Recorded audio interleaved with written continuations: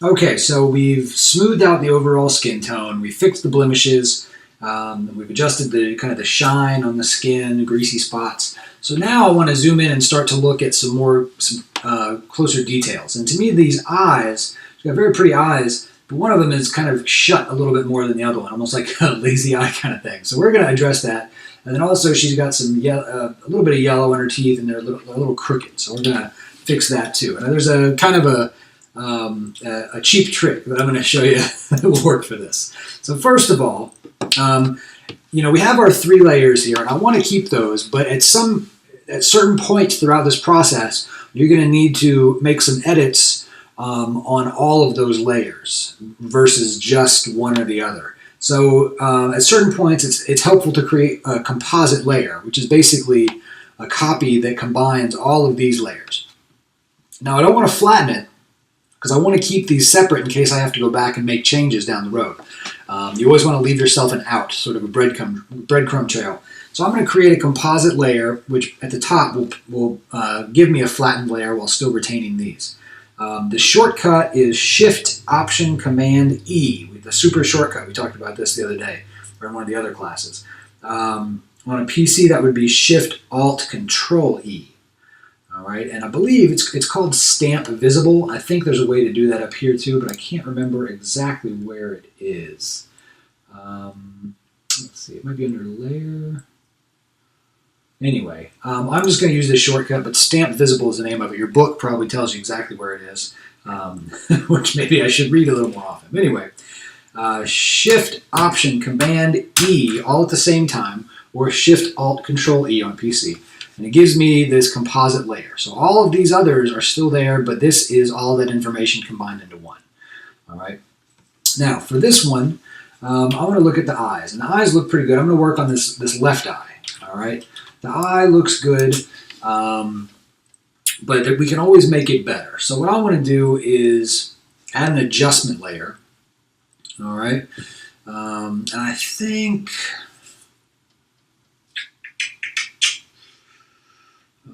we will use a brightness contrast adjustment layer. All right, we'll see how that works. Yeah,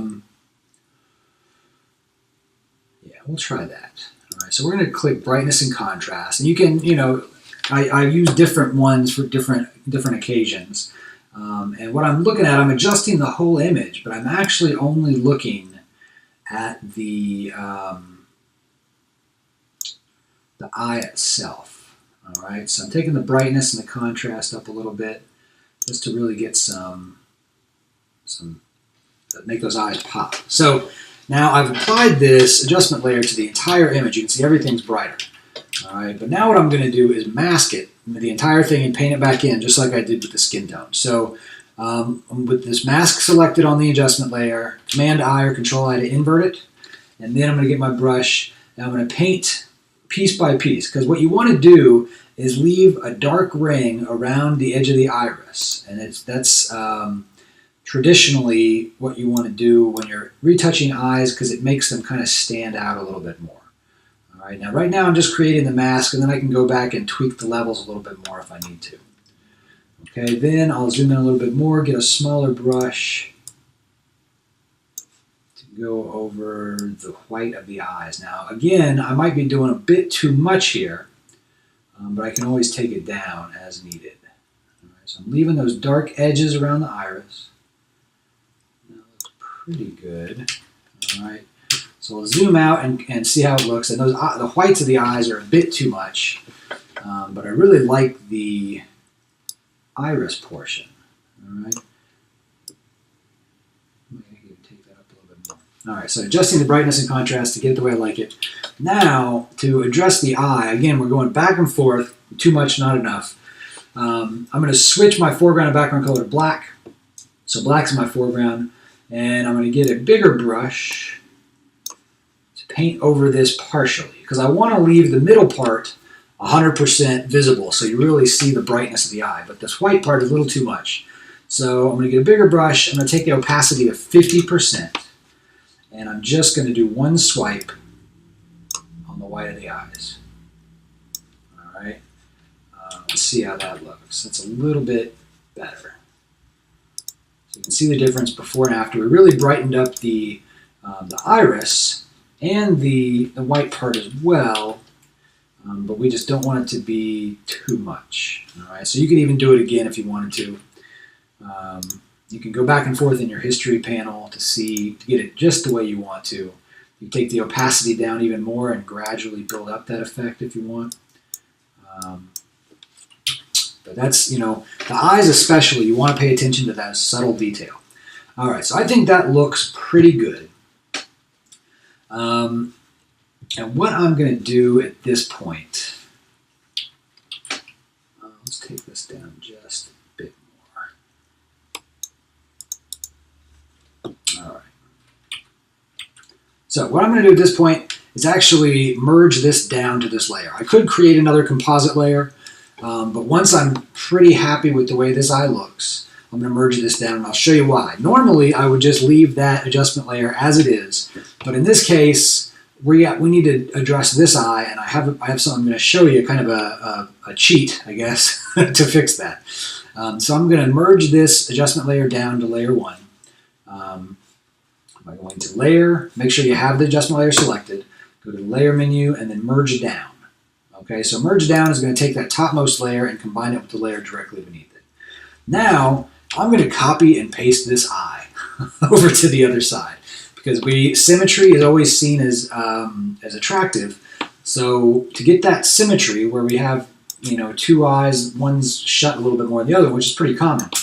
But to get that symmetry, I'm going to get my lasso tool. I'm going to draw a freehand selection with my lasso tool around the eye. Give myself plenty of room so I can soften the edges a little bit here in a minute. And then when I get my marching ants, I'm just going to copy and paste. So edit, copy, and then edit, paste. And it's going to look like nothing happens. But if you look at your layers panel, now you have another layer. When I take it and I move it, you'll see that I have another layer. And then the problem is we don't want it to look like that, do we? So I'm going to go to Edit, Transform, and Flip Horizontal. That's going to put it where we want it to be. All right. Now, what I want to do is get it to a place where I can see the edges. I'm going to get the eraser. So we do a lot more destructive editing in retouching than we do in other things because we're doing so many different things to the same file. So with my brush, I want to make sure the hardness is at 0, about 25-30 pixels. And I'm just going to paint along the edges of this just to soften the edges, just so it blends well. All right.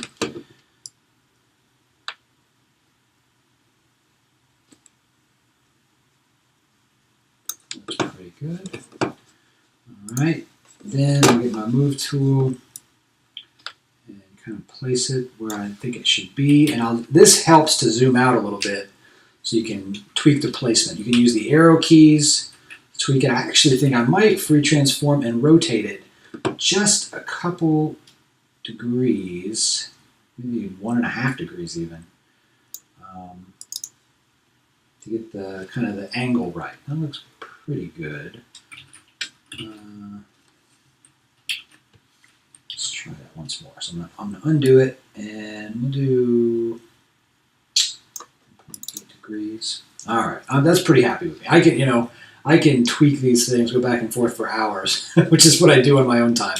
But I don't want to waste your time, so we'll leave it like that. That looks pretty good, and it blends pretty nicely with the edges. So you can zoom out and kind of squint at it and see if you need to make any adjustments with the placement. But I'm pretty happy with that as it is. All right, so Command S to save. Now we're going to do a similar thing with the teeth. Let's zoom in with the teeth here. Now again, this is destructive. You can either create a composite layer, or you can merge this layer down. This time I think I'll create a composite layer so I don't erase too many steps. So Shift Option Command E or Shift Alt Control E on a PC gives me this the second composite layer now. All right. So now I'm going to zoom in on the teeth. And for the teeth, I'm going to do a similar thing. I'm going to add an adjustment layer and then mask it, paint it back in. and then we'll probably do a copy and paste to fix the symmetry. All right, so hue saturation adjustment layer this time. All right, and I'm going to take the saturation down, all right, to where it's almost black and white, and then the lightness up. Okay, so you don't have to get the settings just right because you can always adjust them after the fact. So we'll start with this. Then I'm going to mask the entire adjustment layer. So with the mask selected, I'm going to hit Command-I or Control-I to invert that mask. Then I'll get my brush and make white my foreground color and zoom in as close as you want. But it's always useful to be zoomed in relatively closely when you're doing retouching so you can see things a little bit better. And I'm just going to start painting. Oh, and you know my opacity is still really low. That's why I'm not seeing the change. So I'm going to take the opacity of that brush from that last step back up to 100. Make sure you don't forget that. And then when I paint over these, I'm not going to worry about the ones in the back so much. Just the ones in the front that are super noticeable. And just paint over the teeth. And I wish it were this easy in real life to whiten your teeth, all right? But I'm just painting over the white areas, and you'll see how dramatic that change is, especially when we toggle it on and off when we're done. Do this one. And I think I'll leave this one alone. We'll see how that looks. I'll do a little one pass on that one. One pass on this guy. And then down here at the bottom, if you want to do those, you can.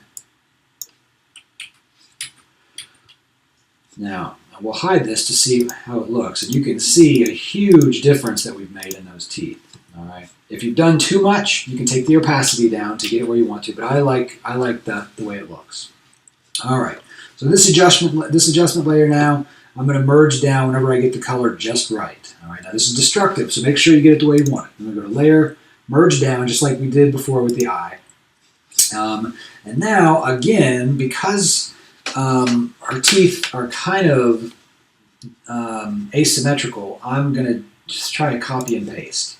Now this is not a technique that you would do on every image, but on this particular image, it's the right solution, I think. So again, with the lasso tool, I'm going to freehand draw a selection around the teeth.